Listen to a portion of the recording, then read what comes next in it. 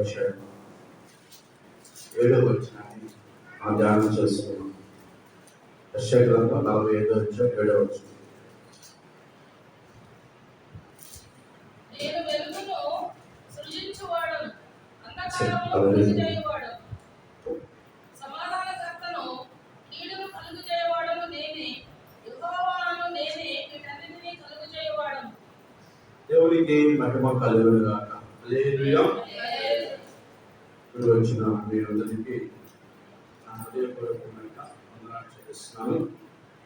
దేవుని మహాకృపను బట్టి మరొక ఆదివారం 5 నెలలు దేవుడు మనల్ని కాచి కాపాడి 6వ నెలలో ప్రభు మనల్ని తీసుకుని వచ్చాడు. భయంకరమైన ఎండల నుంచి 5వ నెల దేవుడు మనం కాచి కాపాడి 7వ నెలలో 6వ నెలలోకి దేవుడు తీసుకొచ్చినందుకు ఎంతో మంది అనారోగ్యత నుంచి బలహీనత నుంచి మన సజీవులతో తీసుకొచ్చినందుకు ఒకసారి చేతులకి స్తోత్రం చేద్దామా? స్తోత్రం స్తోత్రం స్తోత్రం స్తోత్రం. హల్లెలూయా హల్లెలూయా. చాలా సంతోషం. మరొక పునరుద్ధాన దినం పరిశుద్ధమైన ఆదివారం ఆయన పాదాల దగ్గర చేరి ఆయన మాటలు వినడానికి దేవుడు మనల్ని అందరినీ పిలిచాడు. చదవబడిన వాక్యాన్ని ఒకసారి చూద్దాం. యెషయా గ్రంథం 45వ అధ్యాయం 7వ వచనాన్ని చదువుకుంటాను. నేను వెలుగును సృజించిన వాడును, అంధకారమును కలుగు చేయవాడును, సమాధానకర్తను, కీడును కలుగు చేయవాడును నేనే, యెహోవా అని నేనే, వీటినన్నిటినీ కలుగ చేయువాడను. హల్లెలూయా. మన దేవుడు ఎవరో మనకి తెలియాలంటే ఆది కాండం చూస్తే ఆయన సృష్టికర్త. సృష్టిని ఏ విధముగా ఆయన సృష్టించాడో మనకు అర్థమవుతాడు. పగట నేరుటకు సూర్యుడిని, రాత్రి నేరుటకు చంద్రులను, ఆకాశము, నక్షత్రాలను ఆయన సృష్టించిన సృష్టి విధానం మనకి ఆది కాండంలో చూస్తే అర్థమవుతాం. ఇక్కడ అంటున్నాడు, నేను వెలుగును సృజించిన వాడును, అంధకారము చీకటిని కలిగి చేయవాడును, సమాధాన కర్తను, కీడును కలుగు చేయవాడును నేనే. బైబిల్లో దేవునికి కొన్ని నామములు, పేర్లు.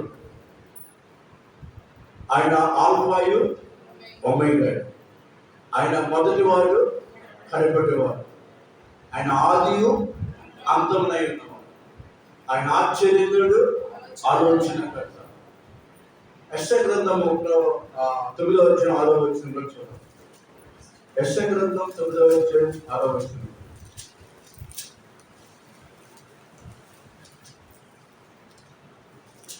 ఎలాగనగా మనకు శిశువు పుట్టెను, మనకు కుమారుడు అనుగ్రహింపబడెను, ఆయన భుజము మీద రాజ్యభారం ఉండెను. ఆశ్చర్యకరుడు, ఆలోచనకర్త, బలవంతుడైన దేవుడు, నిత్యుడగు తండ్రి, సమాధానకర్తయగు అధిపతి అని అతనికి పేరు. దేవునికి మహిమ కలుగును గాక. హల్లెలూయా. యేసు ప్రభు ఈ భూమి మీద పుట్టక మునిపే గర్భములో ఉన్నప్పుడే ఆయన పేరు పెట్టబడి ఉంది. ఆయనకు ఒక లోకంలో మనకు ఒక శిశువు పుడతాడు.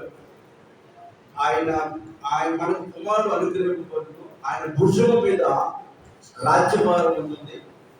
ఆయన ఆశ్చర్యకరుడు, ఆలోచనకర్త. ఆయనకు ఒక మరొక నామం బలవంతుడైన దేవుడు, నిత్యుడకు తండ్రి అని పేరు పెట్టుకుని ఆయనకు ఒక నామం ఉన్నది. సమాధానకర్తయు అధిపతి అని అతనికి పేరు పెట్టబడను. యేసు ప్రభుకు మనం ఆరాధించే దేవుడు సృష్టికర్తకు అనేక నామములతో ఆయన పిలవగలుగుతాం. ఆఫ్టర్ మనకే పుట్టినప్పుడు పేరు, ముద్దు పేరు, బాప్తిసం తీసుకోకముందు ఒక పేరు, తీసుకున్న తర్వాత ఒక పేరు, అమ్మకో పేరు, నాన్నకో పేరు, మనకే ఈ పేర్లు ఉంటే ఈ సృష్టిని సృష్టించిన సృష్టికర్తకి ఇంకా ఎన్ని నామములు ఆయన ఉంటాయంటే, ఇన్ని నామములతో పలికిన, ఎన్ని నామములు మనం ఉచ్చరించిన పలికే వారు ఎవరంటే ప్రభు అయిన యేసుక్రీస్తు మాత్రమే. అయితే దేవుడు ఈ ఉదయకాలం ఈ నెలలో దేవుడు మనతో మాట్లాడి ఉన్నాడు. దేవుడి వాక్యం మనం చూసుకున్నట్లయితే అనేక నామములు కలిగి ఉన్న దేవుడు ఈరోజు ఒక నామమును ధ్యానం చేయాలని దేవుని ఆత్మ ద్వారా నేను ప్రేరేపణ కలిగి వచ్చున్నాను. చూసినట్లయితే ఈ నామములన్నింటిలో ఒక నామము హైలైట్ గా చాలా బలముగా కనబడుతుంది. ఆయన పేరు సమాధానకర్తయగు అధిపతి. హల్లెలూయా. ఆయన ఎవరంట? సమాధానకర్తయగు అధిపతి. మరొక మాట చూద్దాం. రోమిలకు రాసిన పత్రిక 15వ అధ్యాయం.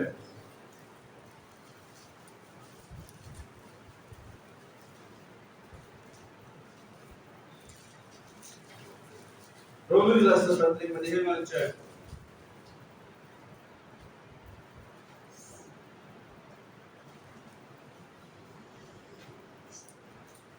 33వ వచనం. రోమిలకు రాసిన పత్రిక 15వ అధ్యాయం 33వ వచనం చదువుకుందాం. సమాధానకర్తయగు దేవుడు మీకందరికీ తోడయ్యుండును గాక. ఆమేన్. దేవునికి స్తోత్రం. హల్లెలూయా. సమాధానకర్తయగు దేవుడు మీకందరికీ తోడై ఉండును గాక. అపోస్తలుడైన పౌలు రోమీయులకు రాస్తూ చెప్తున్న మాట, సమాధానకర్తయగు దేవుడు మీ అందరికీ తోడే ఉండాలని చెప్తున్న మాట ఈ మాట. దాని తర్వాత కొరింథీయులకు రాసిన పత్రికలో మనం చూసినట్లయితే తెస్సలోనికీయులకు రాసిన పత్రిక చూద్దాం. 5వ అధ్యాయం 23వ వచనం. మొదటి తెస్సలోనికీయులకు రాసిన పత్రిక 5వ అధ్యాయం 23వ వచనం.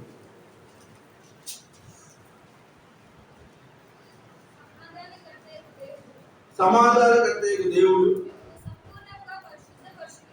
మిమ్మల్ని సంపూర్ణంగా పరిశుద్ధపరచును గాక. మీ ఆత్మయు జీవమును శరీరమును మన ప్రభువైన యేసుక్రీస్తు రాకడయందు నిందారహితముగాను సంపూర్ణముగాను ఉండునట్లు కాపాడబడును గాక. చూడండి, సమాధానకర్తయగు దేవుడు 5వ అధ్యాయం 23వ వచనం. సమాధానకర్తయగు దేవుడే మిమ్మల్ని సంపూర్ణముగా పరిశుద్ధపరచును గాక.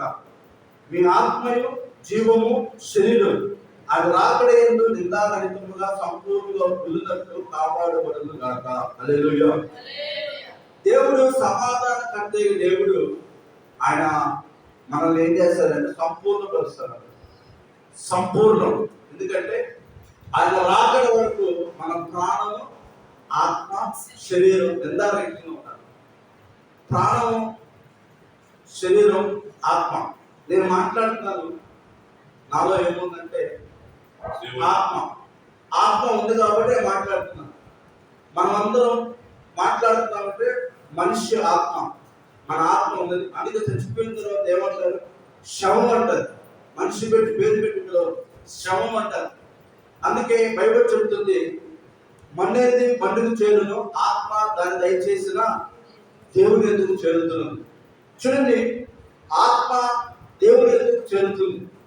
కాబట్టి మన ఆత్మ నిందారహితంగా ఉండాలి, మన శరీరము నిందారహితంగా ఉండాలి, పరిశుద్ధంగా ఉండాలి. మన ప్రాణం అంటే మన రక్తం. చూడండి, ప్రాణం, రక్తం లేకపోతే ప్రాణం పోయినట్టే. చూడండి, రక్తంలో ఏదైనా తేడా వచ్చిందనుకోండి, బ్లడ్ టెస్ట్ చేస్తారు. వాడిలో ఏ బలహీనత ఉందో, ఏ రోగం ఉందో మొత్తం తెలిసిపోయింది.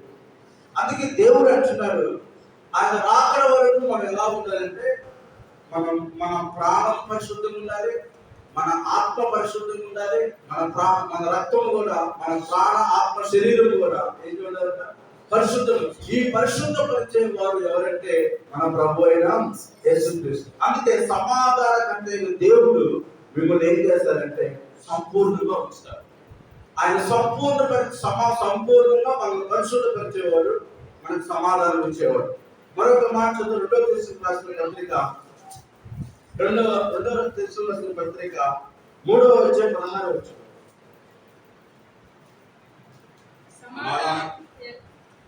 సమాధానకర్తయగు ప్రభువు తానే ఎల్లప్పుడూ ప్రతి విధము చేతను మీకు సమాధానం అనుగ్రహించును గాక.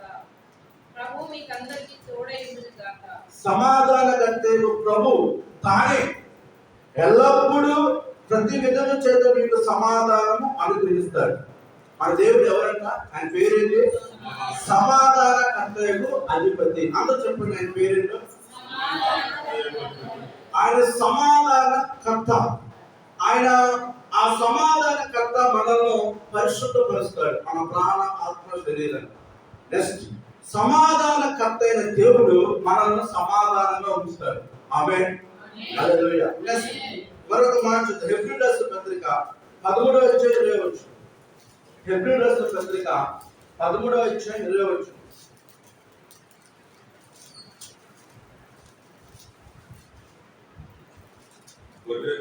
గొర్రెల గొప్ప కాపరి అయిన యేసు అను మన ప్రభువును నిత్యమైన నిబంధన సంబంధముగా రక్తమును బట్టి మృతుల్లో నుండి లేపిన సమాధానకర్తయగు దేవుడు. మృతుల్లో నుండి లేపిన సమాధానకర్తయగు చూడండి, లాజరు చనిపోయి 4 రోజులైంది. యేసు ప్రభు అక్కడికి వెళ్ళాడు. చచ్చిపోయిన లాజరుని ఏం చేశాడు? బ్రతికించాడు. ఇక్కడ అంటుంది మృతుల్లో నుండి లేపిన సమాధానకర్తయగు దేవుడు. మనం ఆరాధించే దేవుడు చచ్చిన వారిని కూడా లేపగలిగే సమాధానకర్తయగు దేవుడు. హల్లెలూయా. హల్లెలూయా. చచ్చిన పిల్లవాడు సమాధి పెట్టి వెళ్తుంటే ఆ పాడి ముట్టగానే, చచ్చిన పిల్లవాడు ఆ పాడి ముట్టగానే, యేసు ప్రభు ముట్టగానే ఆ పిల్లవాడు బతకగలిగాడు. దేవుడికి స్తోత్రం. హల్లెలూయా. ఎందుకంటే మరణపు ముళ్ళును కూడా విరిచివేసిన దేవుడు మన దేవుడు. చివరి ఆయుధం ఏంటంటే మరణం. ఆ మరణపు ముళ్ళును కూడా మనం ఆరాధించే దేవుడు ఏం చేశాడంటే విరిచివేశాడు. అందుకే ఆయన అంటాడు యోహాను సువార్తలో, పునరుద్ధానమును జీవమును నేనే, నా యందు విశ్వాసం ఉంచేవాడు చనిపోయిన వాడు తిరిగి లేస్తాడు. మనం చూసుకున్నట్లయితే ఇలాగా మనము సమాధానకర్త అయిన దేవుడు ఆయన గొప్పతనం గురించి చూస్తున్నాం. ఇంకొక మాట చూద్దాం. సంఖ్యాకాండంలో పాత నిబంధనలో ఇశ్రాయేలీయులు అంటే యాజకులు ఏం పని చేస్తారంటే దేవుని సన్నిధికి వచ్చిన ప్రజలతో ఒక మాట పొందుతూ ఉంటారు. సంఖ్యాకాండం 6వ అధ్యాయం 23వ వచనం. సంఖ్యాకాండం 6వ అధ్యాయం 23వ వచనం.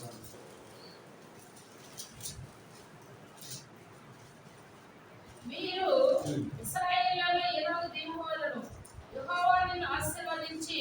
చూడండి, యాజకులు పలకబడే మాట, దేవుని బిడ్డల మీద యాజకులు పలికే మాట ఏంటంటే యెహోవా నిన్ను ఆశీర్వదించి నిన్ను కాపాడుగాక. యెహోవా నీకు తన సన్నిధిని ప్రకాశింపజేసి నిన్ను కరుణించునుగాక. రెండోది, యెహోవా నీకు తన సన్నిధిని ప్రకాశింపజేసి నిన్ను కరుణిస్తాడు. 3, యెహోవా నీ మీద తన సన్నిధి కాంతి ప్రకాశింపజేసి నీకు సమాధానం కలుగజేయునుగాక. ఆమేన్. హల్లెలూయా. యెహోవా నీ మీద తన సన్నిధి కాంతి ఉదయింపజేసి నీకు సమాధానము కలుగు చేయునుగాక. హల్లెలూయా. చూడండి, ఇది యాజకుడు వచ్చిన ప్రజల మీద పలకవలసిన ఆశీర్వాదపు మాట. అందుకే సంఘంలో ఈ మాట పొందుతారు. యెహోవా నిన్ను ఆశీర్వదించి నిన్ను కాపాడుగాక. యెహోవా నీకు తన సన్నిధి ప్రకాశింపజేసి నిన్ను కరుణించుగాక. యెహోవా నీ మీద తన సన్నిధి కాంతిని ఉదయింపజేసి నీకు సమాధానము. దేవుని మందిరానికి వచ్చే వారందరి మీద ఈ ఆశీర్వాద మాటలు కలుగుతాయి. చివరి మాట అన్నాడు, యెహోవా నీకు తన సన్నిధి కాంతి ఉదయింపజేసి నీకు సమాధానము కలుగు చేయునుగాక.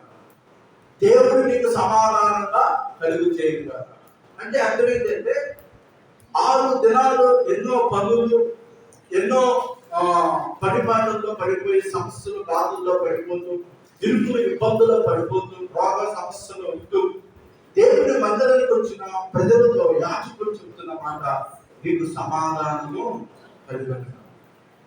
ఇదే మాట కొత్త నిబంధనలో కూడా యేసు ప్రభు చాలాసార్లు చెప్పాడు. చాలా మంది ఆయన దగ్గరికి వచ్చారు అనారోగ్యంతో, బలహీనత వచ్చినప్పుడు, అమ్మా నువ్వు ఈ రోజు అనారోగ్యత నుంచి విడుదల పొంది ఉన్నావు, నువ్వు సమాధానముగా నువ్వు సమాధానముగా వెలుగుగాక. ఎందుకు మాట్లాడాడు? అప్పుడు దాకా ఆ బలహీనత ఆమెలో నుంచి వెళ్ళిపోతుంది.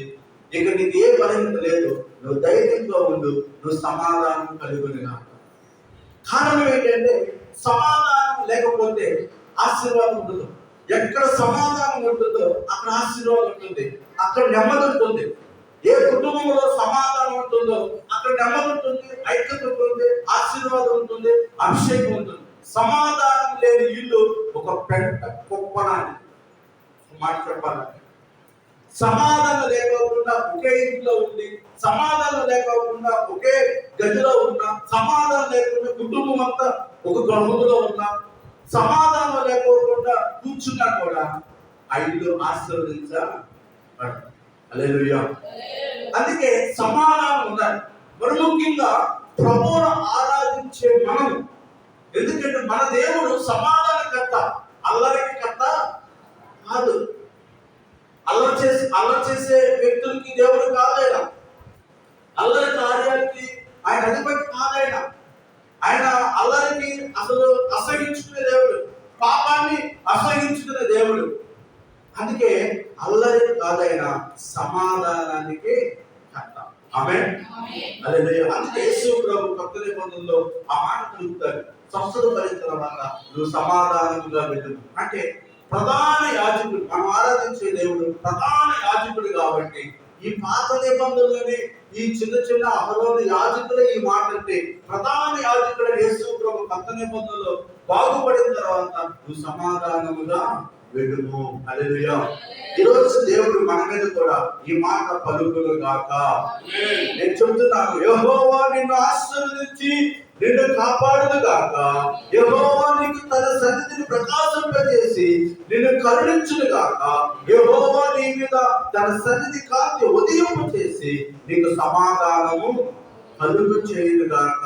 అట్లు వారు ఇశ్రాయేలు మీద నా నామము ఉచ్చరించుట వల్ల నేను వారిని ఆశీర్వదిస్తాను. చెప్పడం కూడా నా నామాన్ని ఇలా ఉచ్చరించడం వల్ల వచ్చిన ప్రజలు నేను ఏం చేస్తాను? ఆశీర్వదించి సమాధానపరిచి వారిని దీవించి పంపుతాను. ఆమేన్. ఇప్పుడు వరకు నేను చెప్పిన ఉపోద్ఘాతం ఏంటంటే, నీవు నేను ఆరాధించే దేవుడు సమాధానానికి కర్త, అల్లరికి కర్త కాదు. ఆయన అల్లరికి కర్త కాదు. మనం ఆరాధించే దేవుడు చాలా, ఆయన జెంటిల్మెన్, ఆషామాషి దేవుడు కాదు. ఆయన చాలా జెంటిల్మెన్, చాలా ఆయన యొక్క విధానాలు చాలా గొప్పగా ఉంటాయి. చూడండి, ఇప్పుడు వరకు నేను చెప్పిన మాట ఏంటంటే, ఆయన ఎవరో నువ్వు చెప్పాను. ఆయన సమాధానకర్త. ఆ సమాధానకర్త మనల్ని పరిశుద్ధపరుస్తాడు. ఆ సమాధానకర్త మనకు సమాధానం కలుగు చేస్తాడు. ఆ సమాధానకర్త మనందరికి తోడై ఉంటాడని చెప్పుకుంటూ వచ్చాడు. ఇప్పుడు ఆ సమాధానకర్త మనకు తోడై ఉంటాడంటే మనం చేయాల్సిన పని ఏంటి? నెంబర్ 1, యోబు గ్రంథం 22వ అధ్యాయం. యోబు గ్రంథం 22వ అధ్యాయం. యోబు గ్రంథం 22వ అధ్యాయం 21వ వచనం. ఆయనతో సహవాసం చేసిన ఎడల నీకు సమాధానము కలుగును. అలాగున నీకు మేలు కలుగును. చాలండి, ఈ మాట నాతో పాటు చెప్పండి. ఆయనతో సహవాసము చేసిన ఎడల నీకు సమాధానము కలుగును. అలాగున నీకు మేలు కలుగును. ఇక చూడండి, మనకు సమాధానం కలగాలంటే మొదటిగా ఆయనతో మనం ఏం చేయాలంట? సహవాసం చేయాలి. ఏం చేయాలమ్మా? ఎవరితో? దేవుడితో ఫెలోషిప్ చేయాలి, సహవాసం. దేవుడితో నీవు నేను ఎంత సహవాసం చేస్తామో నీకు సమాధానం వస్తుంది. సమాధానంతో పాటు నీకు మేలు కలుగుతుంది. ఆమేన్. ఉషోదలోకి వెళ్ళి ఒక 1000 రూపాయలు సమాధానం ఇవ్వండి అంటే ఇస్తారా? డిమార్ట్కి వెళ్ళి ఒక 1,00,000 రూపాయలు సమాధానం ఇవ్వండి అంటే ఇస్తారా? సీని కొట్టుకెళ్ళి ప్రసాద్ కొట్టుకెళ్ళి ఒక 100 రూపాయల సమాధానం మీరు ఇస్తారా? పప్పులు ఉప్పులు కూరగాయలు అవి ఇవి కావాలంటే తిండికి కావాల్సిన తినడానికి కావాల్సినవన్నీ శరీరానికి కావాల్సినవన్నీ షాప్ లో దొరుకుతాయి. కానీ సమాధానం ఎక్కడ దొరకదు. కొన్ని లక్షలు ఇచ్చినా కూడా ఎవరెవరు ఒక్కరే ఇస్తారు. ఆయనే ప్రభు అయిన యేసు. ఆ సమాధానం మనకు కలగాలంటే మొదటిగా ఆయనతో నీవు సహవాసం చేయాలి. హల్లెలూయా. ఫెలోషిప్ విత్ గాడ్, దేవుడితో సహవాసం చేసినప్పుడు నీకు సమాధానం. ఎన్ని సమస్యలు ఉన్నా ఈ మాట చెప్తుంది ఎవరో తెలుసా? యోబు ఎన్నో కష్టాలు, ఎన్నో బాధలు, ఆస్తి పోయింది, పిల్లలు పోయింది, సంపద పోయింది, అన్ని పోయింది, చేతుల్లో చిల్లుగా పోలేదు, ఎంత టెన్షన్ ఉంది. చివరికి తన బాధ్యత విడిచిపెట్టి వెళ్ళిపోయింది. చివరికి తన శరీరం కూడా ఏమైపోయాడు అంటే రోగిగా అయిపోయాడు. చాలా సమస్యలతో ఉన్నాడు. అని చెప్తున్నమాట. ఆయనతో దేవుడితో యోబు సహవాసం చేశాడు కాబట్టి యోబు సమాధానంగా ఉన్నాడు. ఎంతమంది వచ్చి గాయపరిచినా కూడా భయపడిపోకుండా ధైర్యంగా ఉన్నాడు అంటే ఆయన ఎవరితో సహవాసం చేస్తానంటే దేవుడితో సహవాసం చేస్తాడు. దేవుడికి స్తోత్రం. హల్లెలూయా. ఈ రోజు నీ సహవాసం దేవుడితో ఉండాలి. అప్పుడే నీ కుటుంబంలో సమాధానం, మనకి సమాధానం.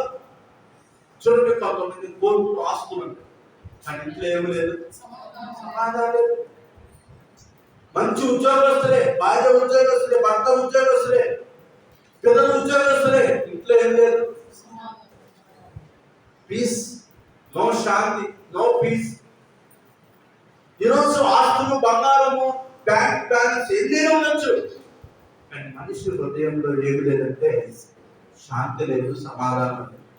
ఆ శాంతి, ఆ సమాధానం మనకు ఎక్కడ దొరుకుతుందంటే దేవుడితో సహవాసం చేసినప్పుడు. హల్లెలూయా. ఎంతగా దేవుడితో మనం సహవాసం చేస్తామో మనకి సమాధానం వస్తుంది. ద సేమ్ టైం మనకు మేలు కలుగుతుంది. దానికి ఎగ్జాంపుల్ ఒక వ్యక్తిని తీసుకున్నాం.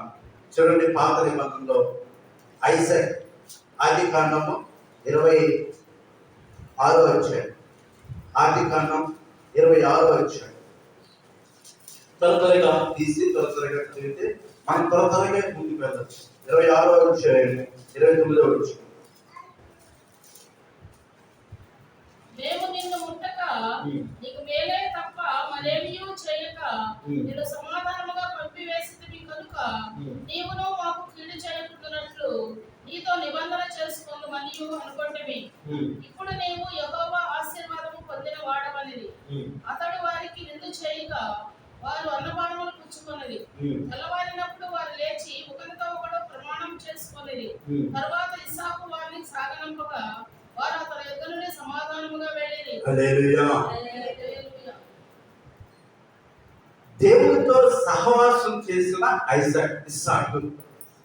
ఒక ఇస్సాకు నుంచి మనం ఫ్లాష్ బ్యాక్ వెళ్తే, ఇస్సాకు తండ్రి పేరేంటి? అబ్రహాం. అబ్రహాముకు పుట్టిన వాడే ఇస్సాకు, వాగ్దాన పుత్రుడు. అబ్రహాము చాలా విశ్వాస వీరుడు, భక్తిపరుడు, ప్రార్థనాపరుడు. చూడండి, ఈ యొక్క అబ్రహాము మంచి ఆత్మీయంగా జీవిస్తున్నాడు. అబ్రహాం మంచి ఆత్మీయంగా జీవిస్తున్నప్పుడు లేక 100 సంవత్సరాల తర్వాత ఇస్సాకు పుట్టాడు. అతను పెద్దవాడైన తర్వాత జరిగిన విషయం ఏంటంటే వివాహం చేయాలని ఎలియాజరులో అబ్రహాం తన ఇంట్లో పరిమాణం పిలిచి, నువ్వు వెళ్ళి నా కొడుకుకి ఒక భార్యను తీసుకురా, అమ్మాయిని తీసుకురా అన్నప్పుడు వెళ్ళాడు. అక్కడ ఒక సందర్భం జరిగింది. అక్కడ ఒక అమ్మాయిని చూసాడు, దేవుడు కార్యం చేశాడు, రెబ్కాను తీసుకొస్తున్నాడు. రెబ్కాను ఇస్సాకు కోసం తీసుకొస్తున్నాడు. తీసుకొస్తా ఉంటుంటే ఇస్సాకు ఏం చేస్తాడు తెలుసా? పొలంలో దేవుని వాక్యాన్ని ధ్యానం చేస్తున్నాడని బైబిల్ చదివిస్తుంది. ఆ వాక్యం ధ్యానం, పొలంలో దేవుని వాక్యం ధ్యానం చేస్తుంటే ఇస్సాకు భార్య రెబ్కా ఆ యొక్క రథం మీద లేదా ఆ గాడిద మీద లేదా ఆ వస్తువు వాహనం మీద వస్తున్నప్పుడు ఎలియాజరు అడిగింది, ఆయన ఎవరో అని. ఆయన ఎవరో కాదు, నిన్ను చేసుకొని పోయే భర్త అని. వెంటనే ఆ వాహనాన్ని దిగి ముసుగు వేసుకుని దిగింది. వెంటనే ఇస్సాకు చూసి ఆమెను చూశాడు. తర్వాత వారి వివాహం అయిపోతుంది. ఇక్కడ గమనించాల్సిన విషయం, ఇస్సాకు దేవుడితో ఏం చేస్తున్నాడు? సహవాసం, ప్రార్థన చేస్తున్నాడు. ప్రార్థన చేస్తున్నా, వాక్యం చదువుతున్నా, దేవుడితో సహవాసం చేసేవాడికి దేవుడు అతనికి మేలు చేస్తాడు.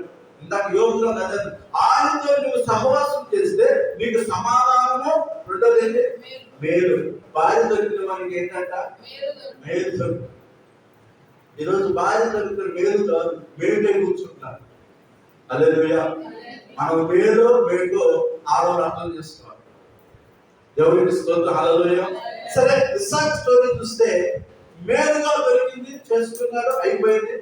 అయితే అతను అబ్రహాము చనిపోయిన తర్వాత ఇస్సాకు దినాల్లో భయంకరమైన కరువు వచ్చింది. భయంకరమైన కరువు వస్తే ఏం చేయాలనుకున్నాడు? వెళ్ళిపోనుకున్నాడు. అయితే అబ్రహాముతో మాట్లాడిన దేవుడే ఇస్సాకు అంటాడు, నీకు కరువు వచ్చిందని ఈ దేశం విడిచిపెట్టి వెళ్ళిపోబావు. 26వ అధ్యాయం 1 నుంచి చదువుకుంటే మనకు అర్థమైంది. ఈ దేశం విడిచిపెట్టి వెళ్ళిపోవు, నేను ఇక్కడ నీకు దీవిస్తానన్నాడు. చూడండి, కరువులో కూడా దేవుడి మాట విన్నాడు ఇస్సాకు. విన్నాడు, లోబడ్డాడు. ఆ కరువులో అక్కడే ఉన్నాడు. అయితే దేవుడు చెప్పాడు, ఇక్కడ విత్తనం వేయమన్నాడు. దేవుడు చెప్పినట్టుగా ఇస్సాకు విత్తనం వేశాడు. ఆ సంవత్సరము 100 ఫలం పొందాడు. ఆమేన్. చూడండి, ఆయనతో సహవాసం చేస్తా ఉంటుంటే నీకు మేలు జరుగుతుంది కానీ నష్టం కలగదు. ఈరోజు ఎవరెవరితో స్నేహం చేస్తే, ఎవరెవరితో సహవాసం చేస్తే పాడైపోతున్నారు. యవనస్తులు ఎవరెవరితో స్నేహం చేసి తిరిగి చేస్తా ఉంటుంటే ఆయా స్థలాలకు వెళ్ళి ఆయా పనులు చేస్తున్నారు. కొంతమంది విగ్రహాలు చేస్తున్నారు, కొంతమంది తెలియని స్థలాలకు వెళ్తున్నారు, పాపం చేస్తున్నారు. ఎందుకంటే చెడు స్నేహము, దుష్ట సాంగత్యం, మంచి నడవడి ఏమవుతుందంటే చెరిపేసేస్తుంది. ఇస్సాకు చిన్న వయసు నుంచే దేవుడితో సహవాసం చేస్తున్నాడు కాబట్టి, ఆ కరువులో కూడా దేవుడు మాకు విన్నాడు కాబట్టి, అతను వేసిన విత్తనం దేవుడు ఇస్సాకును ఏం చేశాడంట? ఆశీర్వదించి. అతను ఎలా ఆశీర్వదించబడ్డాడంట? క్రమంగా దీవించబడ్డాడు. ఆమె 26:12 ఆ ఇస్సాకు ఆ దేశమందున్న వాడే విత్తనం వేసి ఆ సంవత్సరం 100 ఫలం పొందడం. యెహోవా అతను ఆశీర్వదించిన కనుక ఆ మనుషులు గొప్పవాడే, అతను మిక్కిన గొప్పవాడే వరకు క్రమంగా అభివృద్ధి పొందుతూ వచ్చాను. హల్లెలూయా. దేవుని ఆశీర్వాదం ఎప్పుడు కూడా క్రమంగా ఉంటాయి. ఒకేసారి వచ్చి మీద పడిపోతుంది, కానీ క్రమంగా దేవుని ఆశీర్వాదాలు ఉంటాయి. ఎలాగంటే మనం విశ్వాసం ఉంచే దాన్ని బట్టి మనకు దేవుడు ఆశీర్వదిస్తూ ఉంటాడు. మన విశ్వాసం ఎంతుంటే ఇంత ఆశీర్వాదం, ఎంతుంటే ఇంత ఆశీర్వాదం, అంతుంటే అంత ఆశీర్వాదం. మన విశ్వాస పరిమాణాన్ని బట్టి దేవుడు మనకు ఆశీర్వదిస్తూ ఉంటాడు. అయితే ఇస్సాకు దీవించాడు. ఎంత ఆశీర్వదించాడంట? శత్రువులను ఫిలిష్తీయులు 14 వచ్చింది. అతని గొర్రెలాస్తి, గొట్టాస్తి, దాసులు గొప్ప సమూహం నిజంగా ఫిలిష్తీయులు అతని యందు అసూయపడేది. హల్లెలూయా. అంత గొప్పగా దేవుడు ఇస్సాకును ఏం చేశాడు? ఆశీర్వదించాడు. కారణం, ఇస్సాకు ఎవరితో సహవాసం చేశాడు? చెప్పాలి, ఎవరితో? ఈరోజు ఎవరితో స్నేహం చేసినా పాపంలో పడిపోతారు. చెడు అలవాట్లలోకి, చెడు స్నేహం అలవాటైంది, చెడు కార్యాలకు అలవాటు అయిపోతారు. చివరికి దేవుడినే మర్చిపోయి విగ్రహాలతో వెళ్ళిపోతారు. అందుకే మన స్నేహం, మన సహవాసము దేవుడితో మాత్రమే మనం చేయాలి. ఆమేన్. ఇస్సాకు కరువులో దేవుడి మాట విన్నాడు. అతను శత్రువులు కూడా అసూయపడేంత విధంగా దేవుడు ఇస్సాకు ఆశీర్వదించాడు. సరే, ఇదంతా బాగా ఉంది. ఆ తర్వాత ఇస్సాకు ఏం చేశాడంటే వాళ్ళ నాన్న బావులు తవ్వాడు అబ్రహాం. ఆ బావులు కూలిపోయాడు. సరే, వీటిని శుభ్రం చేద్దామని బావులు తీసుకుంటూ వెళ్తున్నాడు. ఇతను బావు తీయగానే నీళ్లు ఉబ్బుకి పైకి వస్తుంది. నీళ్ళు వస్తే పంటలు బాగుపడుతుంది. కాబట్టి ఈ బావు తవ్వి శుభ్రం చేసి మరి నీళ్లు బయట చేసిన తర్వాత మరొక బావు దగ్గరికి వెళ్ళి మరొక బావు తవ్వుతుంటే శత్రువులకు ఏం చేశారు తెలుసా? ఈ బావులో బట్టి చేశారు. మళ్ళా ఆ బావు కింద ఇంకో బావు దగ్గరికి వెళ్ళిపోతే మళ్ళా శత్రువులకు ఏం చేశారు తెలుసా? ఆ బావులో బట్టి పూడ్చేస్తారు. ఇతను ఆశీర్వదించబడుతున్నాడు, కానీ శత్రువులు ఇతని మీద ఏం పడుతున్నారు? అసూయపడుతున్నాడు. శత్రువులు ఎంత అసూయపడినా నీ ఆశీర్వాదం ఆగవు. ఈరోజు మనిషి తింటే అసూయ, కట్టుకుంటే అసూయ, బిడ్డలు బాగుంటే అసూయ, వాళ్ళు మంచి ఏదైనా వాహనం కొనుక్కుంటే అసూయ, ఏదైనా పని చేస్తే అసూయ. ఈ లోకములో శత్రువులు, లోకంలో అనేక మంది, ఎంతో మంది, ప్రతి ఒక్కరు వాళ్ళకున్న జబ్బు ఏంటంటే అసూయపడు. అసూయ భయంకరమైన జబ్బులండి, దానికి ముందు లేదు. హల్లెలూయా, స్తోత్రం చేద్దాం. హల్లెలూయా. చివరికి కన్న బిడ్డలు బాగున్నా కూడా తల్లిదండ్రులు ఓరలేని జీవితాలు ఉండేది. కొడుకు కూడా బాగున్నా కూడా ఓరలేని అత్తలు ఉన్నారు ఈ రోజుల్లో. కూతుళ్ళు అల్లుళ్ళు బాగున్నా ఓరలేని తల్లులు ఉన్నారు ఈ రోజుల్లో. అసూయ. ఎవరైనా రూపాయి సంపాదించుకుని వాళ్ళందరూ వాడు తింటున్నా కూడా ఓరలేని ప్రజలు ఉన్నారు ఈ రోజుల్లో. హల్లెలూయా, చెప్తామన్నా. హల్లెలూయా. అసూయ, ఎంత అసూయ పడినా ఇస్సాకు అభివృద్ధి మాత్రం ఆగల. కారణం, ఇస్సాకు ఎవరితో సహవాసం చేస్తున్నాడు? దేవుడితో సహవాసం చేస్తాడు. చివరికి ఏం జరిగింది తెలుసా? 24వ వచనం, 26, 24. ఆ రాత్రి యెహోవా ప్రత్యక్షమై, నేను నీ తండ్రిని అబ్రహాము దేవుడు, నేను నీకు తోడై ఉన్నాను కనుక భయపడకు. నా దాసుని అబ్రహామును బట్టి నేను ఆశీర్వదించి నీ సంతానం విస్తరింప చేసి చెప్పాను. అక్కడ అతను బలిపీఠం కట్టించి యెహోవా నామమున ప్రార్థన చేసి అక్కడ తన గుడారమును వేసి, అప్పుడు ఇస్సాకు దాసులు అక్కడ బావి తవ్విరి. 20వ వచనం, ఇస్సాకు తర్వాత ఇస్సాకు దగ్గరికి తమ్ముడు వచ్చారు. అంతలో అబీమెలెకు అతని స్నేహితుడైన అహజ్జతులు అతని సేనాధిపతి ఫీకోలు గెరారు అతనికి వచ్చి ఇస్సాకు అంటున్నాడు, మీరు నా మీద పగపట్టి మీ ఎద్దరు నేను పంపివేసిన తర్వాత ఎందుకు నా ఎద్దకు వచ్చినారని అనగా, వారు నిశ్చయముగా యెహోవా నీకు తోడై ఉండా చూచినము కనుక మనకు అనగా మాకును నీకు మధ్య ఒక ప్రమాణం ఉన్నది. మేము నిన్ను ముట్టక నీకు మీద తప్ప మరేమీ చేయక నిన్ను సమాధానంగా పంపివేస్తేవి కనుక. ఎవరికి స్తోత్రం. హల్లెలూయా. నీ ఆశీర్వాదాలు చూసి శత్రువు కూడా ఆశ్చర్యపోయేట్లు చేస్తాడు. ఆమేన్. ఇస్సాకు ఆశీర్వాదం చూసి శత్రువు ఎత్తుక్కుంటే ఇస్సాకు వచ్చాడు. వచ్చి అయిపోయింది ఇస్సాకు, మనిద్దరం బాయి మనిద్దరం కలిసి ఉన్నాం. నీ దగ్గర ఒక రహస్యం ఉంది. ఏంటో తెలుసా? దేవుడు నీకు తోడే ఉన్నాడని మేము తెలుసుకున్నాం. అందును బట్టి ఈ కరువులో కూడా మేము ఆశీర్వదించబడుతున్నాం. కాబట్టి నీతో మాకు గొడవలు, మనం సమాధానం పడతాం. హల్లెలూయా. శత్రువు ఇంటికి వచ్చాడని ఇస్సాకు రెచ్చిపోలా. ఇప్పుడు నా టైం వచ్చిందా, నేను ఎలా పడతాను చూడు, నేను ఏ మాటతో అంటాను చూడు అని అన్నాడా? అలా వచ్చిన వాళ్ళకి మంచిది తెచ్చి మంచి ఆహారం పెట్టి వారిని సంతోషంగా సమాధానంగా పంపాడు. హల్లెలూయా. ఎందుకంటే ఈయన హృదయంలో సమాధాన కర్త అధిపతి ఉన్నాడు కాబట్టి వచ్చిన శత్రువులు కూడా ఏం చేశాడంటే సమాధానంగా పంపించాడు. ఆమేన్. హల్లెలూయా. ప్రియమైన దేవుని సంగమా, ఈ రోజు నీవు నేను దేవునితో ఎంత సహవాసం చేస్తామో, మొదటిగా నీకు ఎన్ని సమస్యలు ఉన్నా, ఎన్ని బాధలు ఉన్నా, ఎన్ని రోగాలు ఉన్నా, ఎన్ని ఇక్కట్లు ఉన్నా, నీ హృదయంలో మనశ్శాంతి కావాలంటే, నెమ్మది కావాలంటే నువ్వు దేవుడితో సహవాసం చేయాలి. దేవుడితో కాకుండా ఈరోజు మనుషులతో గంటలు కూర్చొని మాట్లాడుకునే వ్యాఖ్య ఉంటారు, గంటల ఫోన్లో మాట్లాడుకునే వ్యాఖ్య ఉంటారు, గంటల సమయాన్ని వేస్ట్ చేస్తూ ఉంటారు. గంటలు బైబిల్ దగ్గరికి వచ్చేసరికి ఒక 5 నిమిషాలు, ఒక 6 నిమిషం ప్రార్థన. అది ప్రార్థన కాదండి. ఏదో క్యాలెండర్ చదువుకునే వాక్యం కాదండి. దేవుడితో సహవాసం చేసినప్పుడు నీ హృదయం నెమ్మదిగా. అప్పుడు కాకుండా నువ్వు బైబిల్ చదివినప్పుడు, ప్రార్థన చేయనప్పుడు ఉండే హృదయం ఎలా ఉందో చూడండి. బైబిల్ చదివి ప్రార్థన చేసుకున్న తర్వాత నీ హృదయం ఎలా ఉంటుందో గమనించండి. ఈ ఎక్స్పీరియన్స్ అనుభవంలో మీకు వస్తే మీకు అర్థమవుతాం. ప్రార్థన ముందు ఉన్న నీ హృదయం పొరుగు ఎలా ఉంటుందో, ప్రార్థన తదనంతరం నీ హృదయం ఎలా ఉంటుందో అర్థమైంది. హల్లెలూయా.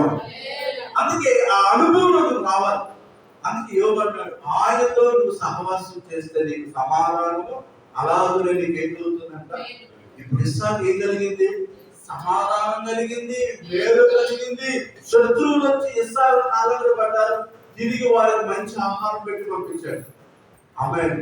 కారణం ఏంటంటే ఇస్సాకు ఎవరితో సహవాసం చేశాడంటే దేవునితో సహవాసం చేశాడు. హల్లెలూయా. హల్లెలూయా. ఈరోజు నువ్వు ఎంత సమయం ఎవరితో గడుపుతున్నావో వారితో నువ్వు సహవాసం చేస్తున్నావు. ఎక్కువ సమయం 24 గంటల్లో ఎక్కువ సమయం దేవునితో, దేవుని పాదాల దగ్గర వాక్య ధ్యానంలో, ప్రార్థనలో ఈ పనులు అన్ని చూసుకుని, ఈ ఇంటి పనులు, కుటుంబ పనులు, బిడ్డల పనులు అన్ని చూసుకుని మిగతా సమయం ఎక్కువగా దేవుడితో గడిపినప్పుడు నీకు ఏం కలుగుతుందంటే సమాధానం కలుగుతుంది, నెమ్మది కలుగుతుంది. హల్లెలూయా. కాబట్టి మొదటిగా మనము ఆయనతో సహవాసం చేస్తే మనకు సమాధానం కలుగుతుంది. సమాధానంతో పాటు మనకి ఏం కలుగుతుందంట? మేలు కలుగుతుంది. రెండో చూడండి, దేవుని వాక్యం కీర్తనలు 147 147వ కీర్తన 14వ వచనం.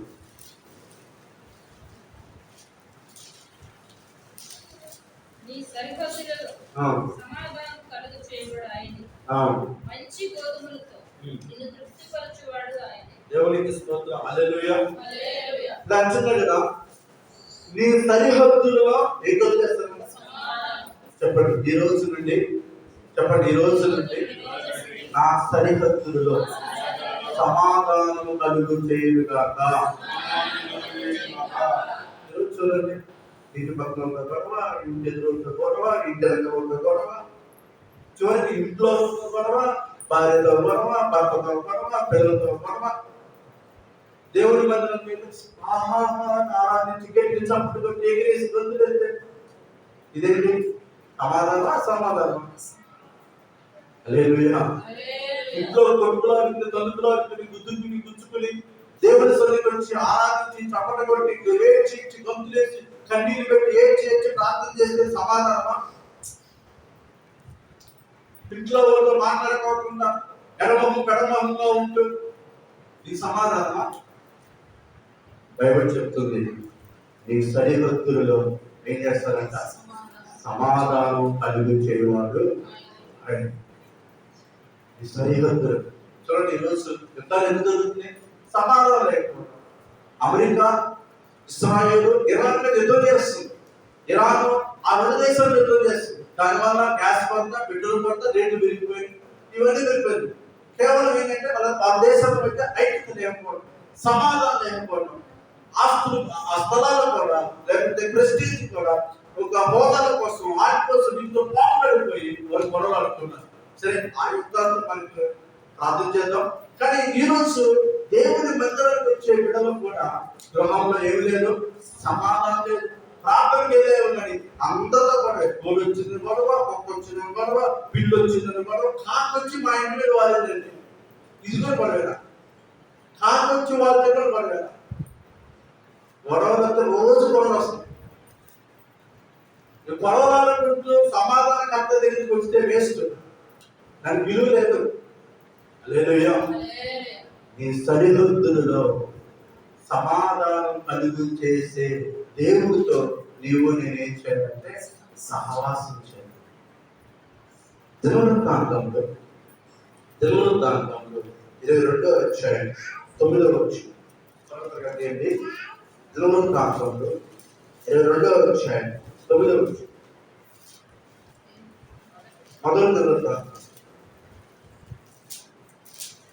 మొదటి దినవృత్తాంతంలో 22వ అధ్యాయం 9వ వచనం.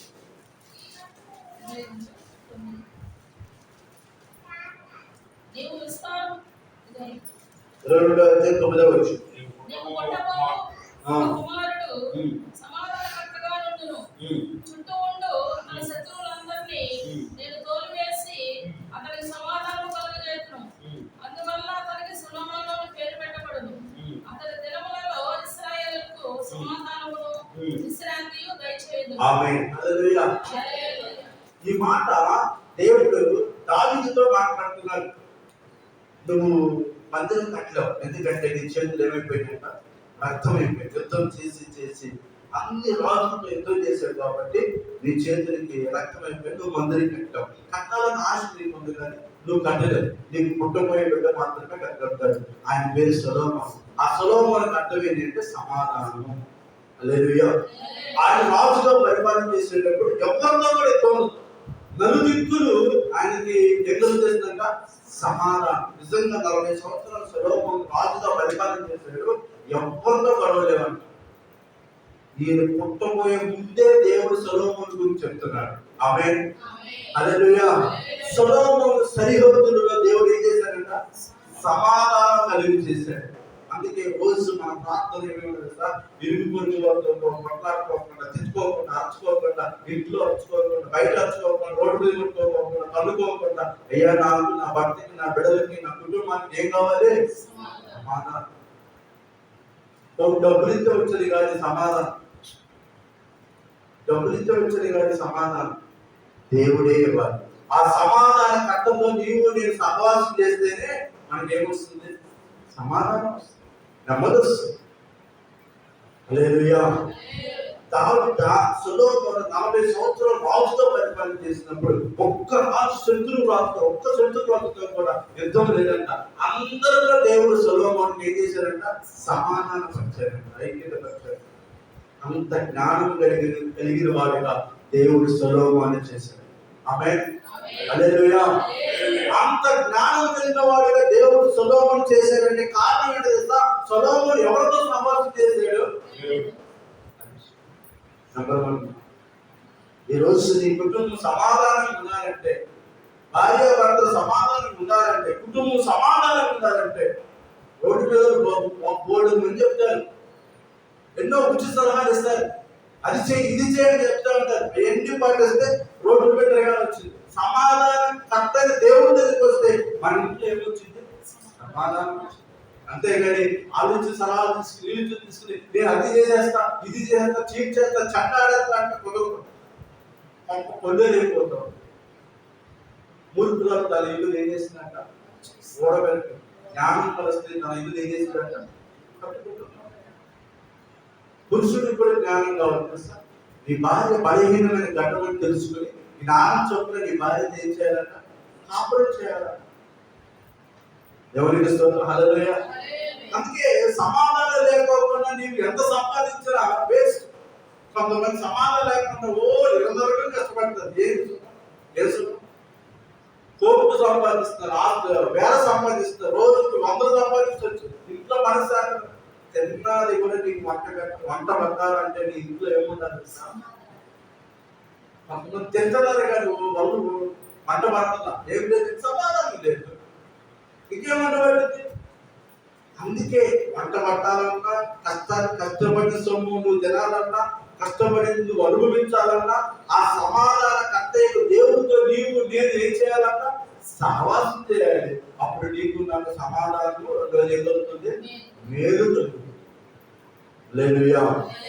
హల్లెలూయా. తర్వాత మూడోది చూడండి దేవుని వాక్కు మార్క్స్ వార్త 9:50 తొందరగా. మార్క్స్ వార్త 9:50.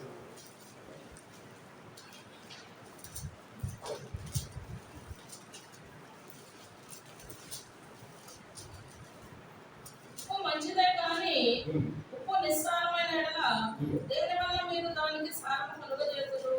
మీలో మీరు ఉప్పు సారం గలవారై ఉండి ఒకరితో ఒకరు సమాధానంగా ఉండుడని చెప్పాను.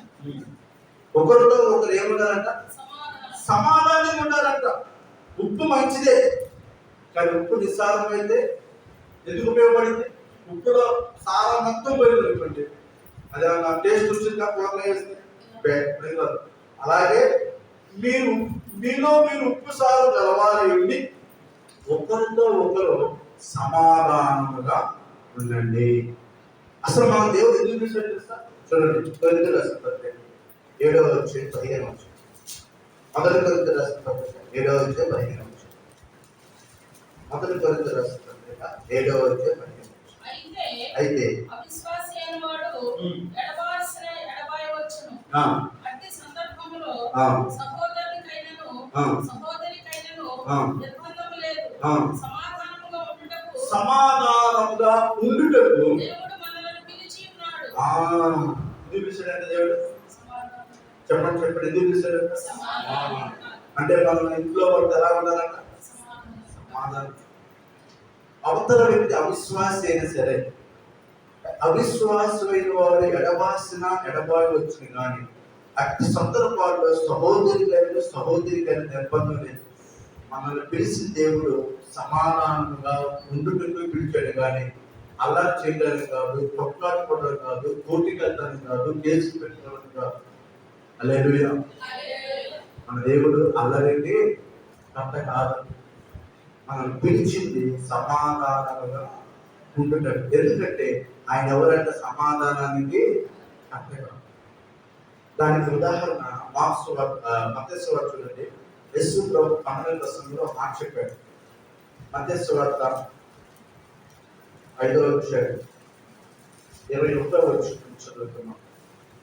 అరహత్య చేయవద్దు, అవును. అరహత్య చేయవాడు విమర్శకు లోనగునని అవును. పూర్వీకులతో చెప్పబడిన మాట మీరు విన్నారు కదా. అవును. నేను మీతో చెప్పినది ఏమనగా, అవును. తన సహోదరుని మీద కోపపడి ప్రతివాడు విమర్శకు లోనగును. తన సహోదరుని చూచి వ్యర్థుడా అని చెప్పువాడు మహాసభకు లోనగును.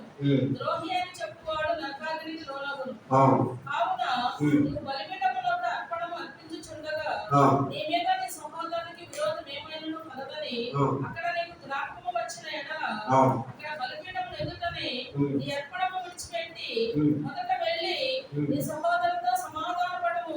అటు తర్వాత వచ్చి నీ అర్పణము అర్పింపుము. నీ ప్రతివాదితో నీవును త్రోవలో ఉండగానే త్వరగా వారితో సమాధానపడము. లేని ఎడల ఒకవేళ నీ ప్రతివాది నిన్ను న్యాయాధిపతికి అప్పగించును, న్యాయాధిపతి నిన్ను బంట్రోతుకు అప్పగించును. అంతటా నీవు చెరసాలలో వేయబడదు. ఆమేన్. హల్లెలూయా. చూడండి, దేవుడు ఇక్కడ చాలా క్లుప్తంగా చిన్న విషయం చెప్తున్నాడు. నువ్వు నరహత్య చేయవద్దు, నువ్వు నీ సహోదరుని మీద కోపపడవద్దు, తర్వాత వాడిని వ్యర్థుడు అనవద్దు. ఒకవేళ అంటే కూడా వాడు నరకానికి లోనవుతాడు, ద్రోహి అనుకోవద్దు అంటున్నాడు. అయితే ఒక చిన్న ఎగ్జాంపుల్ చెప్పాడు. నీవు బలిపీఠం వద్ద అర్పణ అర్పించుండగా నీ సహోదరుడు ఏమైనా విరోధం ఏమైనా అక్కడ నీకు జ్ఞాపకం వస్తే నీ బలిపీఠం మీద ఆ బలిపీఠం అర్పణ విడిచిపెట్టి వెళ్ళి నీ సహోదరుతో సమాధానం. ఇది చాలా ఇంపార్టెంట్. బలిపీఠం దగ్గరికి వచ్చాం, అర్పణ చేస్తున్నాం, కానుక వేస్తున్నాం. అప్పుడు ఎవరి మీద కోపమని ఒక వ్యక్తి గుర్తొచ్చాడు. మొదటిగా వ్యక్తి ఆ వ్యక్తితో ఏమయ్యేవారంటే సమాధానం. నువ్వు సమాధాన పడుకోకుండా 1,00,000 రూపాయలు ఇస్తున్నా, 1,00,00,000 రూపాయలు ఇస్తున్నా, అది దేవుడికి ఇష్టమైంది. ఎందుకంటే మనం ఆరాధించే దేవుడు సమాధానానికి. అందుకే యేసు ప్రభు ఒక చోట మందిరంలో ఉన్నాడు.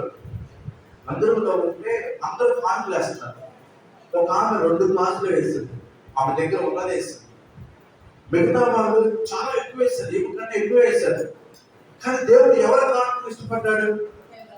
2 గ్లాసులు వేసిన ఆమెనే ఇష్టపడ్డాడు. ఆమె ఉన్నదాన్ని మొత్తం దేవుడికి కానుక వేసిందని అందరు గొప్పగా చెప్పాడు. కారణం, ఆమె సమాధానంగా తన అర్పణ దేవుడికి సంతోషంగా అంగీకరిస్తుంది, అర్పణ చెల్లిస్తుంది. ఆమెను మెచ్చుకున్నాడు. మిగతా వాళ్ళు గొడవలు పడి, కొట్లాటలు పడి, ఎన్నో ఆస్తులు లాక్కుని, అవి లాక్కుని, ఇవి లాక్కుని, కోర్టులో సంపాదించి ఆ కొన్ని తెచ్చిన ఆటలో కొన్ని దేవుడికి ఇస్తున్నారు. దేవుడు వాళ్ళందరినీ ఇష్టపడదు. కానీ ఈమె ఉన్న దానిలో దేవుడికి ఇచ్చింది ఇందులో, అందుని బట్టి దేవుడు ఆమెను సంతోషపెట్టాడు. హల్లెలూయా. కయ్యోను అర్పణ దేవుడు అంగీకరించాడు. ఎవరు అర్పణ అంగీకరించేది? ఎందుకంటే ఇచ్చే అర్పణ హృదయం ఎలా ఉందో దేవుడు చూస్తారు. కయ్యోను అర్పణ చాలా క్రూరంగా ఉంది, అసూయగా ఉంది, ద్వేషంగా ఉంది. ఏదో ఒకట్లే చంపుతో చెడుదో లాస్ట్ లో ఏదో ఒకట్లే దేవుడు చూస్తాడా అని తీసుకెళ్ళిచ్చాడు. కేవలం అలా కాదు, తొలిది శ్రేష్టమైనది, మొదటిది వచ్చింది, మొదటి పంట కొవ్విలిది దేవుడికి ఇవ్వాలని దేవుడికి ఇచ్చాడు. వారిద్దరి యొక్క హృదయాలు వేరువేరుగా ఉన్నాయి. తెచ్చే అర్పణ కానుక బాగుంది, కానీ ఇచ్చే హృదయం మాత్రం వేరువేరుగా ఉంది. దేవుడు హృదయాన్ని చూస్తారు, కానీ కానుకలు చూడరు.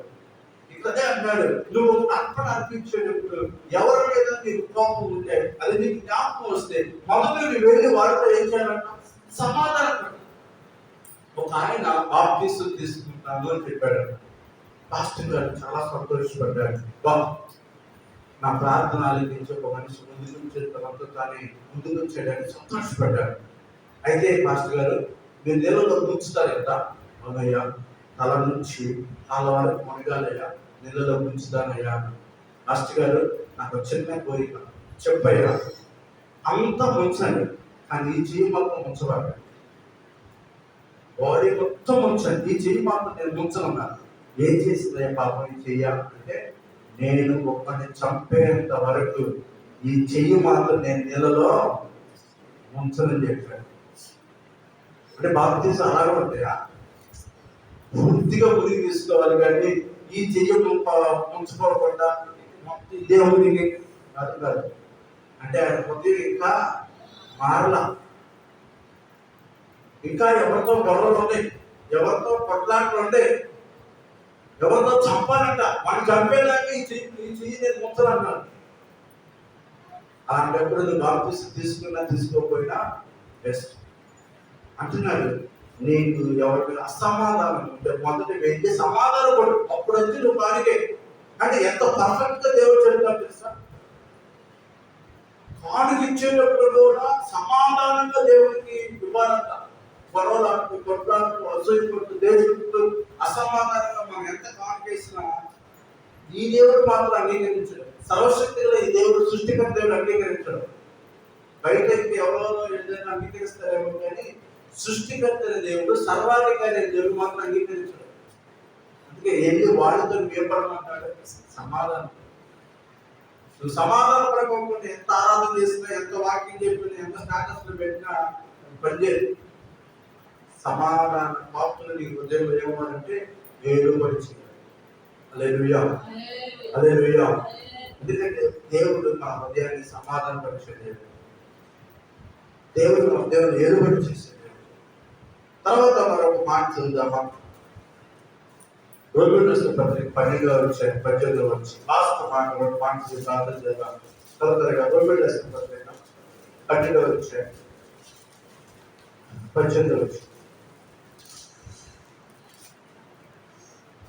శక్యమైతే మీ చేతనైనంత మట్టుకు సమస్త మనుషులతో సమాధానముగా ఉంటుంది.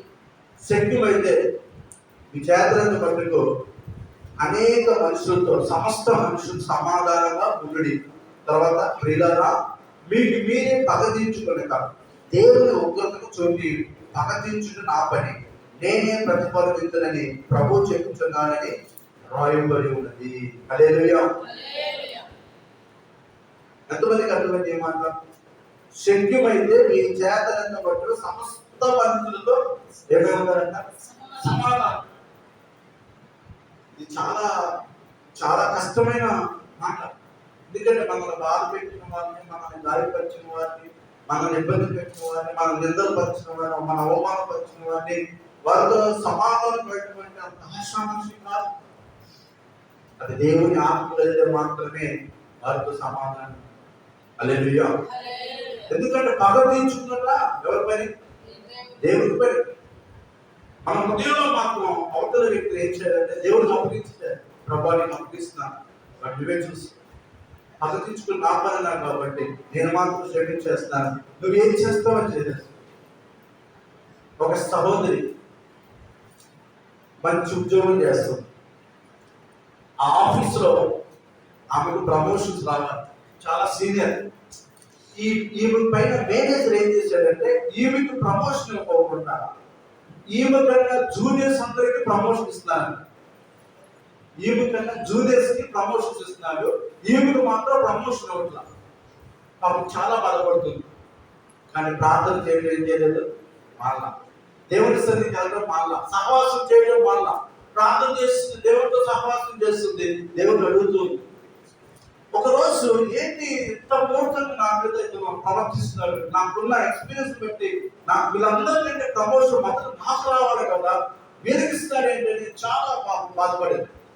ఒకరోజు దేవుడు ఏం చేశాడు సార్, ఈమె మీద ఉన్న మేనేజర్ తీసుకెళ్ళి వేరే ఊళ్ళో వేసాడు. ఆ ఊర్లో ఉన్న మేనేజర్ తీసుకొచ్చి ఈ ఊళ్ళో వేశాడు. ఇక్కడ కథ మాత్రం మారిపోయింది. ఎప్పుడైతే వేరే ఊరికి వచ్చిన ఈ మేనేజర్ ఫైల్స్ చూశాడు, ఎవరెవరు ఎక్స్పీరియన్స్ ఉన్నారో చూశాడు. చూసి ఆశ్చర్యపోయాడు. ఈమెకు చాలా ఎక్స్పీరియన్స్ ఉంది కదా, ఈమె కంటే ముందు చాలా ట్రాన్స్ఫర్ చేశాడు. ఈమె అలా జూనియర్స్ ఎక్స్పీరియన్స్ లేదు, ఈమె చాలా ఎక్స్పీరియన్స్. ఈమె ట్రాన్స్ఫర్ చేయకోకుండా, ఈమెకు ప్రమోషన్ ఇవ్వకుండా వాళ్ళందరికీ ఎందుకు ఇచ్చాడని ఆశ్చర్యపోయాడు. ఒకటేంటంటే ఎన్ని అక్కడికి వచ్చిన ఇద్దరికి ఏం పడదామని ఇద్దరికి డిస్టర్బెన్స్ అన్నమాట. ఈయనేం చేశాడు తెలుసా? వచ్చిన ఆయన ఎవరైతే ట్రాన్స్ఫర్ వెళ్ళిపోయారో వాళ్ళందరి మీద పెద్ద ఆవిడిగా ఇవి చేశారంట. చట్టబడి దేవుడు మైండ్ ఈ ట్రాన్స్ఫర్ అయ్యి వెళ్ళిపోయిన వాళ్ళందరి మీద ఈమెను పెద్ద పోస్ట్ కూర్చోబెట్టారంట మేనేజర్. హల్లెలూయా. దాని అర్థం ఏంటంటే నేను నీవు దేవుడితో ఉంటే సహవాసం చేస్తే ఈ రోజు సమస్య తీరట్లేదని నువ్వు బాధపడద్దు, ఇంకా నా కార్యం జరగట్లేదని దిగులు పడద్దు, ఇంకా నాకు మేలు జరగలేదని ఆశ్చర్యపడద్దు, దిగులు పడద్దు, భయపడద్దు. ఈ రోజు మనం గుర్తుపెట్టుకోవాల్సింది తెలుసా? నీవు దేవుడితో సహవాసం చేస్తూ ఉండు అంతే. ఏదో ఒక రోజు ఒక శుభవార్త నువ్వు వింటావు. ఆమేన్. ఏదో ఒక రోజు నీకు నెమ్మది కలుగు చేస్తాడు దేవుడు. ఏదో ఒక రోజు నీకు మేలు చేస్తాడు దేవుడు. ఆమేన్. హల్లెలూయా. దేవుడి కొరకు, దేవుడు చేసే కార్యాల కొరకు ఎదురు చూస్తా ఉంటుంటే ఆ మజా వేరుగా ఉంటుంది, ఆ యొక్క బలం వేరుగా ఉంటుంది. కానీ ఓపికడికి దేవుడు చేసే కార్యాలకు ఎదురు చూస్తున్నప్పుడు చాలా దేవుడి కార్యాలు చేస్తాడు. ఆ స్త్రీని ఎదిగిన వాళ్ళందరి మీద మేనేజ్గా చేసేస్తాడంట ఆ ఆఫీసర్. చదవతో ఎవరికైంది మారిపోయింది. ఈరోజు రేపు దేవుడు నిన్ను అలా చేయొచ్చు, నీ కుటుంబాన్ని దీవించవచ్చు. అయితే నువ్వు చేయవలసిన పని ఏంటంటే దేవుడు ఏం చేయాలంట? సహవాసం. అప్పుడు నీకు ఏం కలుగుతుంది? సమాధానము, మేలు కలుగుతుంది. తర్వాత చివరి మాట 2వ కొరింథీయులకు రాసిన పత్రిక 3:13-11. 2వ కొరింథీయులకు రాసిన పత్రిక 13:11.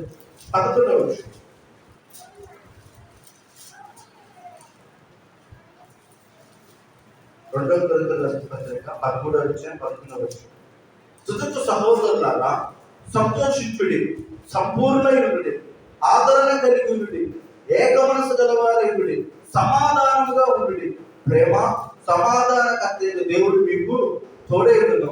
పవిత్రమైన ముద్దు పెట్టుకుని ఒకరికొకరు వందనాలు చేసుకున్నారు. హల్లెలూయా. సమాధానంగా, ప్రేమ సమాధానములో ఉండి, ప్రేమ సమాధాన కర్తైన దేవుడు మీకు తోడే ఉంటాడు అంట. ఇందాక ఏమన్నాడు? ఒకరితో ఒకరు సమాధానం. దాని కింద ఏమన్నాడు? సెటిల్మెంట్ మీ చేయాలని బట్టి అందరితో సమాధానంగా ఉండేది. ఇక్కడ ఏమంటున్నాడు తెలుసా? ప్రేమ సమాధాన కర్తైన దేవుడు మీకు ఏముంటాడు? తోడే ఉంటాడు అన్నాడు. మరొక మాట చదవండి. కొలస్సీయులకు రాసిన పత్రిక 3వ అధ్యాయం 15వ. కొలస్సీయులకు రాసిన పత్రిక 3వ అధ్యాయం 15వ. క్రీస్తు అనుగ్రహించు సమాధానము మీ హృదయములలో ఏలుచుండునియుడి. ఇందుకొరకే మీరు ఒక్క శరీరముగా పిలువబడితిరి. హల్లెలూయా. సంఘంతో చెప్తున్న మాట అనేది చాలా పవర్ఫుల్ మాట. క్రీస్తు అనుగ్రహించు సమాధానం మీ హృదయంలో ఏలుచుండునియుడి. ఇందుకొరకే మీరు ఒక్క శరీరముగా పిలువబడితిరి మరియు కృతజ్ఞులై ఉండండి. చెప్పండి మాట నాతో పాటు చెప్పండి. క్రీస్తు అనుగ్రహించు సమాధానము మా హృదయములో ఏలుబడియుడి. క్రీస్తు అనుగ్రహించు సమాధానము నా హృదయములో ఏలుబడి చేయునుగాక. మన హృదయంలో ఈ రోజు నుంచి దేవుడు అనుగ్రహించు సమాధానము మన మీద, మన కుటుంబంలో ఏలుబడి చేయునుగాక. లోకంలో రకరకాల దురాత్మలు మనుషులు ఏలుబడి చేస్తాయి. కొన్ని సైతాత్మలు మనుషులు ఏలుబడి చేస్తాయి. పాపము మనిషిని ఏలుబడి చేసేది. రోగాలు మనిషిని ఏలుబడి చేస్తాయి. చీకటి శక్తులు మనుషులను ఏలుబడి చేస్తాము. కానీ ఈ రోజు నుంచి దేవుని కృప, దేవుని సమాధానము మన హృదయంలో, మన కుటుంబంలో ఏలుబడి చేయునుగాక. చివరి మాట చదివిద్దాం. 2వ తిమోతి 2వ అధ్యాయం 2వ వచనం. 2వ తిమోతి 2వ అధ్యాయం 2వ వచనం చదువుకొని ప్రార్థన చేసుకున్నాం. 2వ అధ్యాయం 2వ వచనం. నీవు యవనేచ్ఛల నుండి పారిపోము. పవిత్ర హృదయులై ప్రభువునకు ప్రార్థన చేయు వారితో కూడా నీతిని, విశ్వాసము ఏమంటారంట? నీతిని, విశ్వాసమును, ప్రేమను, ఇంకోటి ఏంటి? ఏదానా? చెప్పండి, ఏదానా? అందరూ చెప్పండి, ఏదానా? దీన్ని ఏం చేయాలంట? వెంటాడాలంట. వెంటాడడం అంటే కళ తీసుకుని వెంటాడతారు. దేవుడితో సహవాసం చేయాలి. దేవుడితో ఎంత సహవాసం చేస్తామో అది మనం ఆయన్ని వెతుకుతున్నట్టు. ఈ లోకం నుండి ఈ యవనేశ్వరుడు పారిపోయి పవిత్ర హృదయ ప్రభువులకు ప్రార్థన చేసే వారితో నువ్వు కలిసి ఉండాలి.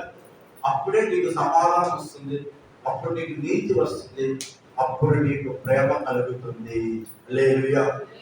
ఎవరెవరితో సహవాసం చేసామనుకోండి, ఎవరెవరితో మనం ఉన్నామనుకోండి, మనకు సమాధానం రాదు, మనకు సహవాసం, ప్రేమ ఐక్యత రాదు. ఈరోజు గుర్తుపెట్టుకోండి, ఈ నెలలో ఆయన నామము, ఒక నామంలో ఏంటంటే ఆయన సమాధానకర్తయు దేవుడు.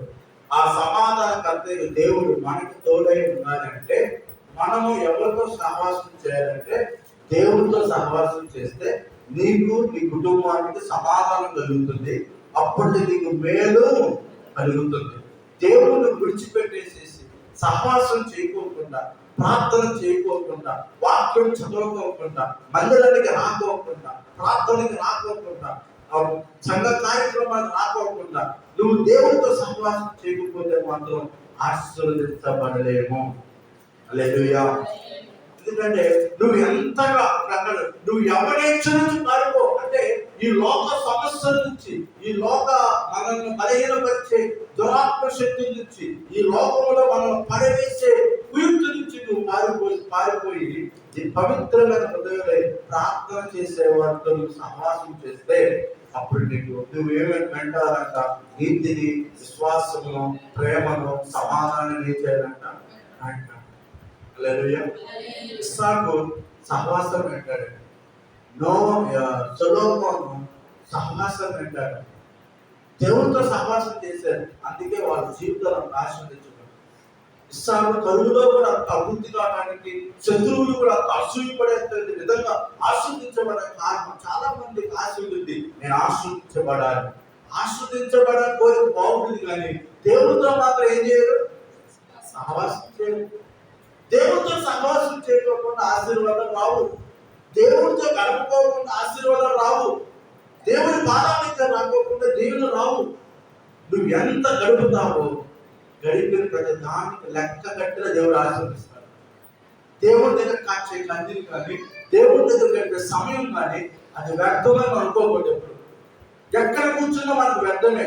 ఏ స్థలాల్లో కూర్చుని కాసేపు మాట్లాడుకున్నా అది మనకి వ్యర్థమే, నష్టమే. కానీ దేవుడి పాదాల దగ్గర ఎంత సమయం గడుపుతామో అంత నెమ్మది వస్తుంది. చచ్చిపోయిన లాజరు చచ్చిపోయిన వెళ్తే మార్త కంగారు పడింది, కానీ మరియ వాళ్ళకి కంగారు పడిందా? కంగారు పడలా. ఎందుకు? మరియ ఉత్తమమైంది ఎందుకుంది? ఏంటి? దేవుడి పాదాలు. కంగారు పడరు, సమస్య వచ్చిందని కంగారు పడరు, టెన్షన్ పడరు, సమస్య శోధన వచ్చి బయటపడరు. ఎందుకు? వాళ్ళు దేవుడి పాదాలు దగ్గర ఉన్నారు కాబట్టి కంగారు పడరు. వాళ్ళ మనసు అంతా ఎలా ఉంటుందంటే నెమ్మదిగా ఉంటుంది, సమాధానం ఉంటుంది.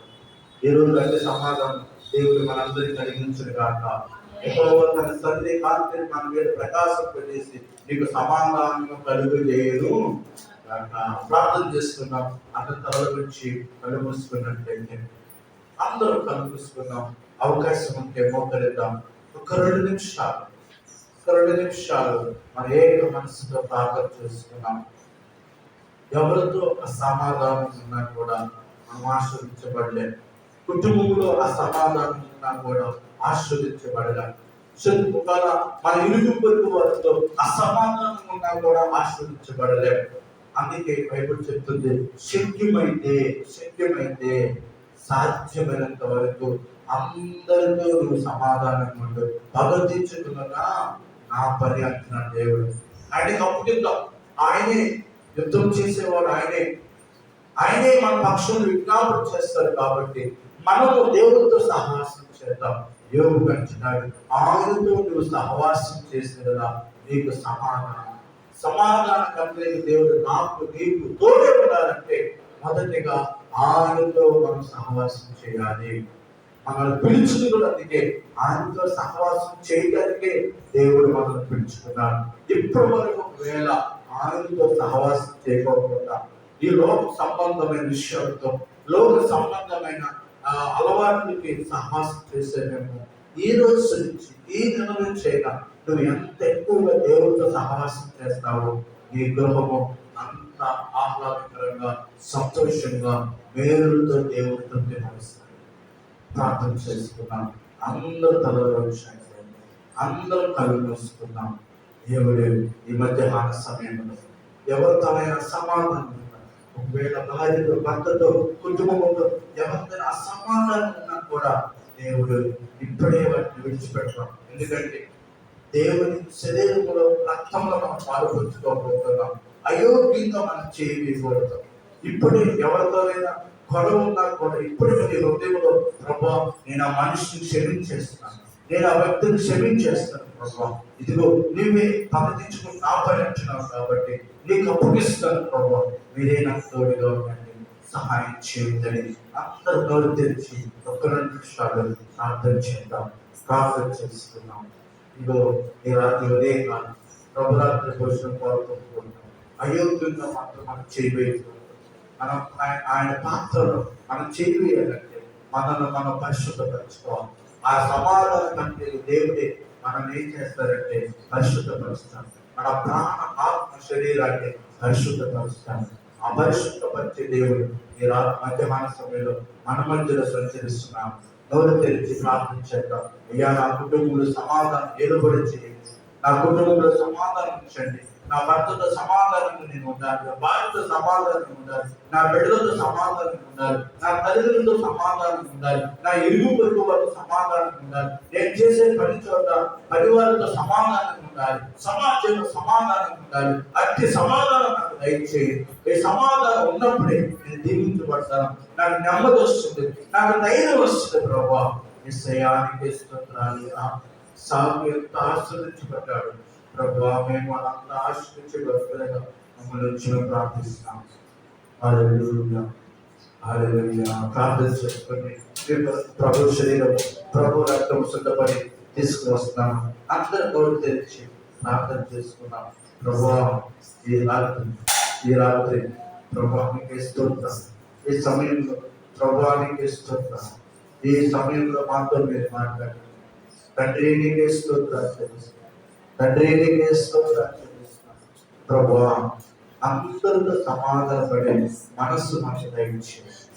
ఎవరితో కూడా అసమాధానంగా